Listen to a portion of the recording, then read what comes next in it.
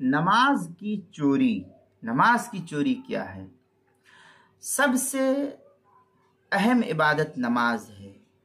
अब इसके अंदर देखा जाता है कि बहुत से नमाज के पाबंद हजरात लंबी उम्र गुजर जाने के बावजूद अपनी नमाज की इस्लाह की फिक्र नहीं कर पाते हैं और अरकान व अफ़ाल में बराबर कमी कोताही होती ही रहती है और उसी कमी कोताही की आदत पर ये जमे हुए भी रहते हैं और हर नमाज को जल्दी जल्दी अदा कर देते हैं और कम से कम वक्त में नमाज को टरखाने की कोशिश करते हैं। रुकू किया तो सजदा सही नहीं, सजदा किया तो कौमा सही नहीं, जलसा सही नहीं, जल्दी जल्दी पढ़ करके जो है ख़त्म कर दिया जाता है। ऐसा समझते कि ये नमाज बोझ है हमारे लिए।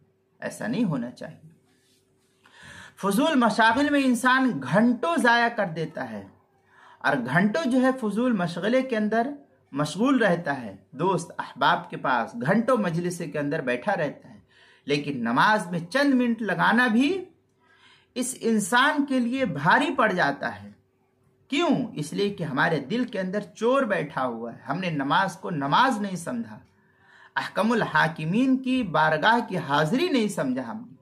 हालांकि नबी अकरम सल्लल्लाहु अलैहि वसल्लम ने ऐसे शख्स को बदतरीन चोर करार दिया है जो नमाज के अफ़आल में कटौती करता है कि रुकू किया तो सजदा नहीं, सजदा किया तो रुकू नहीं, वहीं से जो है दूसरे सजदे, पहला सजदा किया वहीं से दूसरे सजदे के लिए जो फट से चला गया, कौवे के जैसे ठोंग मार दी। एक रिवायत में है कि नबी पाक सल्लल्लाहु अलैहि वसल्लम ने इरशाद फरमाया कि लोगों में सबसे बदतरीन चोरी करने वाला वो शख्स है जो अपनी नमाज में चोरी करता है। अब इस बात को सहाबा किराम रज़ियल्लाहु ताला अन्हुम अजमईन ने सुना तो सहाबा ने अर्ज किया कि या रसूलल्लाह, नमाज की चोरी कैसे होती है? नमाज की चोरी कैसे होती है? तो उस पर नबी पाक सल्लल्लाहु अलैहि वसल्लम ने इरशाद फरमाया कि नमाज का चोर वो है जो नमाज के रुकू और सजदे को पूरा ना करता हो।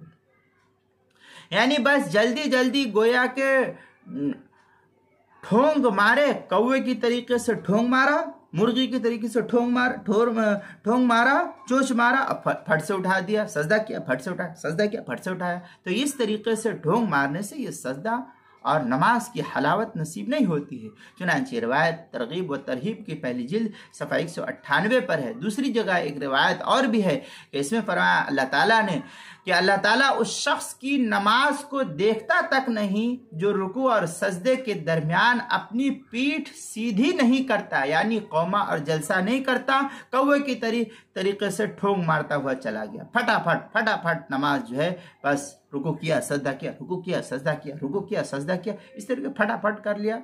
ये नमाज नहीं है, नमाज का मजाक है। ये रिवायत भी जो है तरगीब व तरहीब की पहली जिल्द सफ़ा 198 पर नकल की है। इसलिए जो है हम अपनी नमाज का हिसाब व किताब रखें, नमाज की हिफाजत करें। नमाज अगर हम सही तरीके से अदा करेंगे, अल्लाह ताला दुनिया की तमाम नियामतों जो है हमको मैसर फरमाएगा। इसलिए नमाज का ख़ास एहतमाम रखना चाहिए। नमाज के मसाइल से वाक़फ़ियत होनी चाहिए ताकि हमारी नमाज जो है नमाज हो सके। ऐसा ना हो कि नमाज लाइल्मी की वजह से ख़राब हो जाए और हम उसको ज़रा बराबर सोच भी नहीं सकते कि हमारी नमाज ख़राब होगी और हम तर्क नमाज के वबाल से महफूज रह सके।